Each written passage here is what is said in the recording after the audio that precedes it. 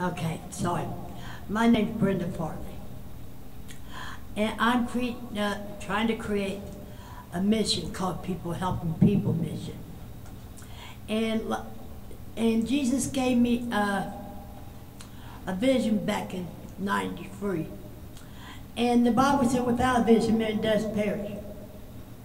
So, you know, I think freezers and refrigerators and cabinets and everything full, even them fruit stand things, you put your vegetables in there. They was full of food. And I think people that had groceries to give people. They come in one door and then another person come in the other door and needs this food. And they just hand it to them, and then they kept on doing that.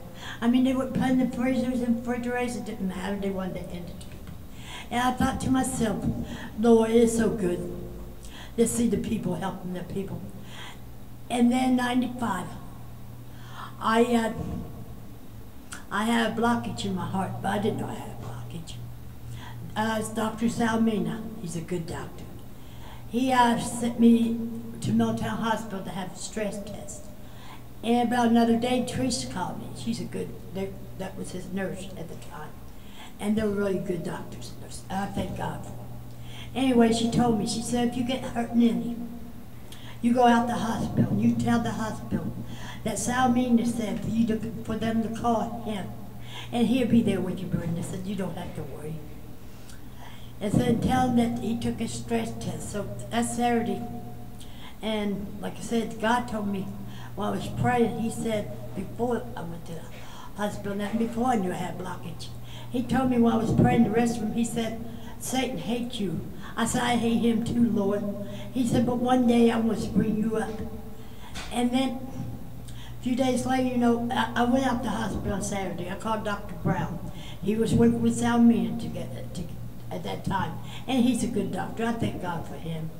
And Dr. Gupta, and all the doctors, Dr. Moore, Dr. Gady, Dr. Abraham, all the doctors. See, I've been in so many hospitals since then. I've been to Cleveland Clinic. I was in Kai's Hospital a couple of times. I've been Southview, I've been Grandview, I've been Christ a few times. I've been to Dayton Hall a few times. I've been almost all over. Anyway, in '95, a few days later, I went back and they sent me home that Saturday after I called Dr. Brown. He told me to tell him to call him. Well, they said it was my esophagus that sent me home. Well, Tuesday morning I got up and I had to go to Dr. Salmina's office. And he looked at me and he told me, he said, lady, I don't know why they didn't keep you. He said, 95% of your heart is blocked. He said, but I have a bed. And I have nitroglycerin going down here. So I went on down. And when I got there, I remember that day I had so much peace. The Bible says, God give us peace and pass all understanding. He said he give us peace that the world can't give, but the world can't take away. And I felt that peace. Salmina told me, he said, I'm going to send you to Christ. And they're going to do anything plastic. And he said, if something happens, he's told me not to worry. He said, because he have his surgeons there. And I wasn't worried, I didn't care, you know, it didn't matter. Only thing I remember when I got to Christ, this doctor or whatever he was, he kept on pushing on my leg and pushing on. I seen my husband when he walked in, and they said something about signing some papers. I thought I told him I could sign. But okay, and then I woke up about a few weeks later. I had pneumonia, a triple bypass, and a heart attack. And the heart attack destroyed the bottom part of my heart and put me into heart failure for years. So I had to go to Milltown Hospital 3 times a week for 3 to 6 hours a day. And I had this stigma point, and a lot of people knows what it is. And that's where they had to take the medicine and my blood because my artery swims and everything else, they look good. Well, anyway, I woke up and I thought I was going to go to the restroom at the hospital, at Christ, you know. And that nurse, I was trying to get up and come and move my arms and that.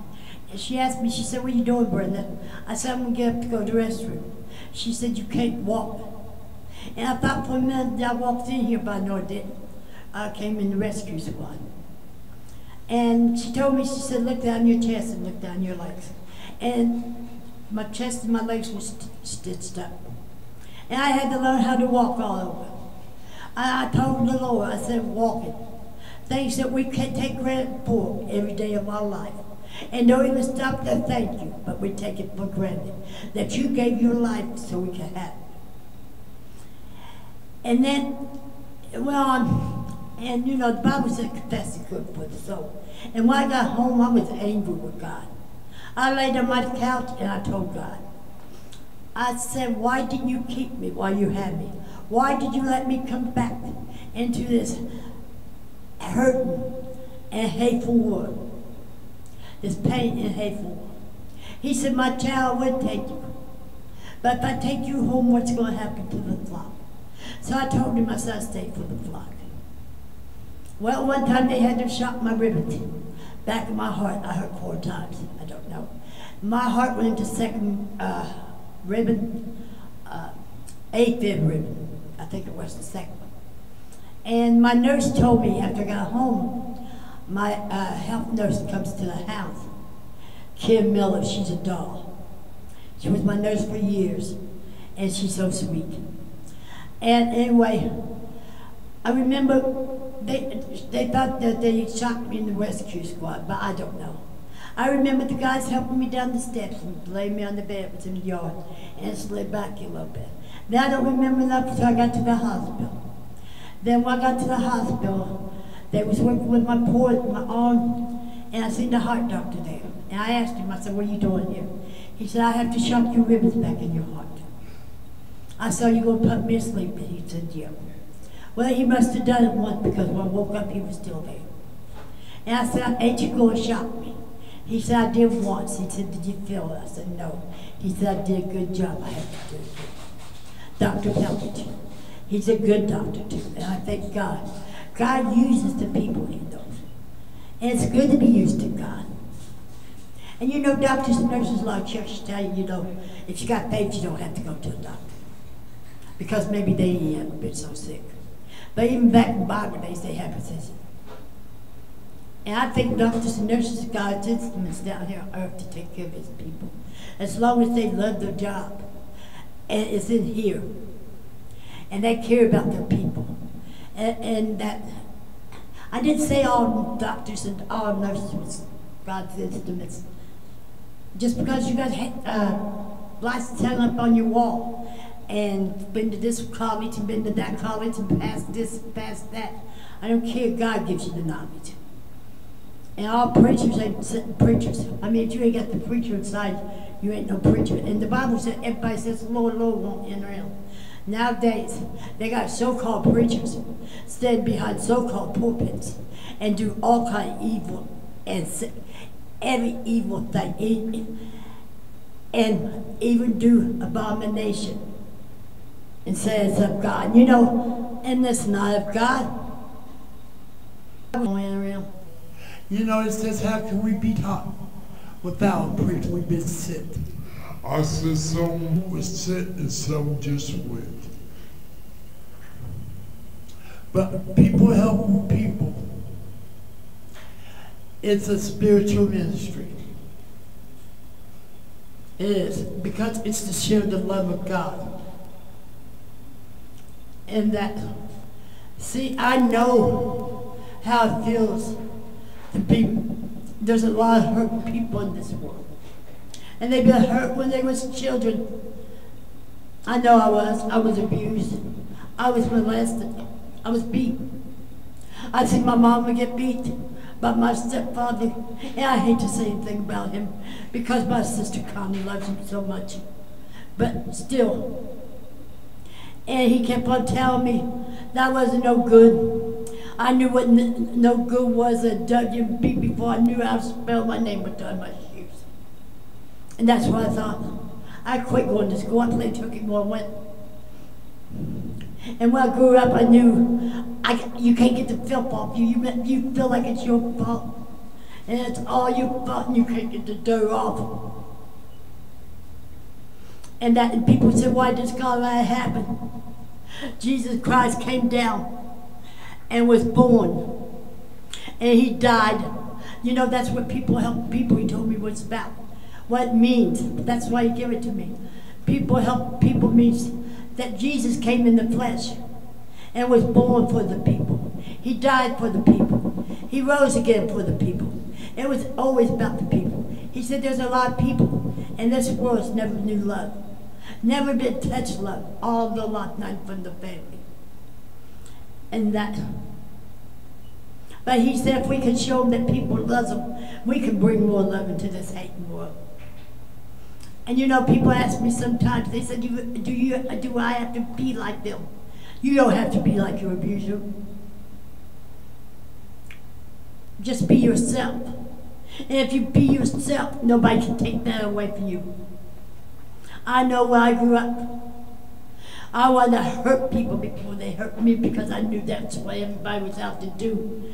You learn that when you learn that you ain't no good. But that's not true. Everybody ain't the same. And that's out in the world, they got one bad apple, they'll spoil the whole bunch. And don't you think it don't hurt the heart of God to see people get hurt? And they said, why did God let it happen? Jesus came down and was born in the flesh to save his people. And he died so we have a choice. And he won't go against nobody's will. That's what he came for. That's why he got the 39 straps in his back and how they tore his beard. And all that. And they people, when they did that, they knew how powerful blood that he was shedding. That his blood, one drop of blood, can wash away a multitude of sin. It saved and delivered and set the catchers free. And it still heals. It's still doing the same. And no devil in hell likes for you to talk about the blood of Jesus. But it's still real today. You know, he don't care if we shut up. If we stand back in the corner somewhere. See, I didn't think I could be used to God. I didn't even know why I came to God. If a loving God could love a person like me. And then when I knew I was called, and when he showed me my vision, I asked him why. I said, Lord, I don't know nothing to do. And when I got saved, I said, Lord, I don't know how to pray. I said, but you said you stick closer to a brother. So I talked to you. And I said, I don't know how to read good. And if you don't give me your knowledge, I may never. But I want all you got. And I was willing to pay any price. And I want you to know, all you hurt people out there. When I was going through and getting beaten, when I was at home, I had this little thing on my mirror said, and it helped me a lot. It said, I'm somebody. Because God don't make junk. And God don't make junk. He created us all equal in his image. And that's so you don't have to be like your abusers. And the people that has been abused and started being abused, the people that you're going to hit and the people that you're going to abuse today ain't the one that abused you. Before you go to slap somebody, why don't you look them in the face and see? You don't have to be like that. And God does care. It does. That's why he came. And he shed his precious blood. I thought about many times how they took that whip and broke the things went right into his back and tore his flesh. And if we cut ourselves with anything, just a little cut, it's going to hurt us. And you know what? He didn't have to. He didn't even have to come to be born. But he did because he loved the people. And that's what he wants. You know, now they tried to do away with him when he walked the earth. And when they held him on Calvary, on the old rugged cross, Satan thought he had him done with. But he went down, he took the keys of death, hell, in the grave. And he said, death, where is thy sting? Victory, where is thy grave? Because he overcame on victory. And now they're trying to do the same thing. But to get rid of God, they have to get rid of the sun. They have to get rid of the moon. They have to get rid of the air. They have to get rid of everything, and nothing will be here. Everything beauty comes from him. But I want you to know, no matter what, see, and they tell you now, old people die lost. I mean lonely, sorry, not lost. They died lonely because if they're on Social Security and they marry men on Social Security, they're going to take $200 out of both the check because it says one nation under God. But we ain't no more. Because if you can let my stepfather, and I told you, God taught me how to forgive a lot. And I got to witness to it before he died. And I hated that man for a long time. But I did forgive him. And it took all of God. But you know what? He married a woman and she was on Social Security. So when he went and got on Social Security, they started taking $200 out of her check and $200 out of his check. So they got a divorce and lived together in the same house. And they got $400 more. I used to hear my mother-in-law say all the time, I ain't going to have a man because I won't give up my pension for him. Because that's all they got to live on. How you going to take everything away from somebody who don't have that? And I wanted after a while, when we started getting everything, God started sending people. Because it's just me. But it's not just me, it's me and God. And when God starts sending people in, he will. And I wanted to get that 501(c) taxes in. But I talked to some man and he told me, he said he was on the board. And they had taxes in 501(c). He said there's two things they talk about. Politics and religion. I told him, I said, don't want to talk religion. Jesus had more trouble with the religious people he ever did with sinners. He sat with the sinners. And that, I told him, I said, I want to talk about a man named Jesus and a relationship. Because that's what God wants. You mothers and dads out there got children, and you love your babies. And you want them to talk to you. You got to have some kind of communication. And that's what our Heavenly Father wants. He wants us to talk to him. And that's why I told him I told him I couldn't pray. I said, you said you stick closer to your brother, I'd talk to you. And I still do. It's been 20 years. And it gets weird all the time. Y'all went through a lot of heartaches. I've been through, Satan tried to take me out of here so many times. And the last thing he tried to take me out was with my mind. I was on 50 milligrams of trazodone every night. Because when you go for open heart surgery, and I went through 2 of them, you go for depression. So I was taking 50 grams every night of my life. And the drugstore made a mistake and raised it up to 300. I saw it falling around the floor. I was a psychiatric. I told him that my husband abused me, but he never did. And I didn't know what I was talking about. I seen things that wasn't there. I talked to people who wasn't there, and that's the scariest thing you can hear. And then if Satan would have got my mind, he would have got me. But the Bible says all things. It don't say some things, it don't say this thing or that thing. It says all things work out for the good that loves the Lord is called by his purpose. I was in a wheelchair in oxygen all the time. I swelled up to almost 300 pounds. In 2001, I went bowel surgery. And Dr. Papakis, he was working with Salmina. He's a good man too. And he told me, he said, Brenda, you're too bad for health. And he said it might kill you. I told him, I said, I'm in this chair 24/7. I'm on this oxygen 24/7. I weigh almost 300 pounds. I got blisters coming out my legs that you could touch, Papa. I can't walk across the floor because I can't breathe. I said, do you call this living? He said, well, if you want to, you can. And I knew I was going to a nursing home afterwards to get my strength back. And Wilma Popwell, she was a heart failure nurse. She's a beautiful lady at the hospital.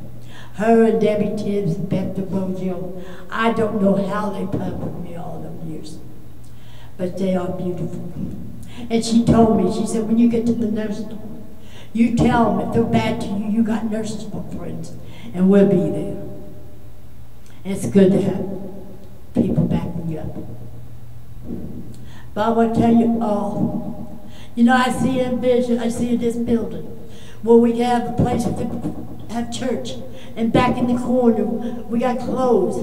And back on this other side is food. Plus we give some other stuff. And then I got my office back there. And then we got a place over here we can talk to hurting people.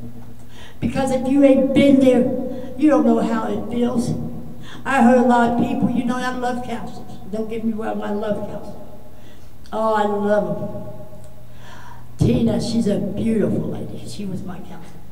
And that belongs to they know how you feel. But I'm sorry, until you've been somewhere, you don't know how it feels. I mean, you all been somewhere that I've been. And I couldn't help the people that you can help. And but see, if a preacher don't have the preacher inside and here, then he's not a preacher. I don't care how many degrees this guy, how many schools he went to, or whatever. They didn't go to school back in the days. I mean, they didn't go to college and everything. But Moses was a great man of God. Abraham, Isaac, Jacob, John the Baptist, they were all servants of God. God told me one day, he said, I called you from your mother's womb. But he told me, he said, Sister Johnson will license you one day. I had my heart attack in 95 and God called me into the ministry in 96, as sick as I was. And many times I felt like I couldn't breathe, but he breathed for me. And there was many times that my heart felt like it was going to quit. And I wanted to sometimes. It would have been so easy to just give up and go home, to sit here and suffer. But if it could help one person, if it could turn one person around, that would be in vain. Because I would never. And there ain't nobody going to suffer in this world the way the Lord suffered for us. And he is Jesus Christ. He's Alpha and Omega, the beginning and the end. He's the great I am. And you know what? God knew when Jesus came to earth, he knew there were the people wasn't going to listen, follow him. And he knows there's people that won't choose him. Maybe they won't until they face him. And they will face him, I promise you, on Judgment Day. They will see him face to face. And then maybe they want to change their mind, but it'll be too late. He said every knee will bow, every tongue will confess that Jesus Christ is Lord. But I want you all to remember, are you hurting people when you start hurting and you think you ain't nobody? You listen to these little words that I have that thing. You're somebody because God don't make junk and he made us all. And I guess I have to let you go because we're going to talk so long. But I'll be talking to you again. And you all have a blessed life, and God bless you all. And when you reach the bottom, I tell people, I said, when you get down to the bottom, the only place you got to do is look up. And when you see up, that's where your help comes from. God bless you all, God.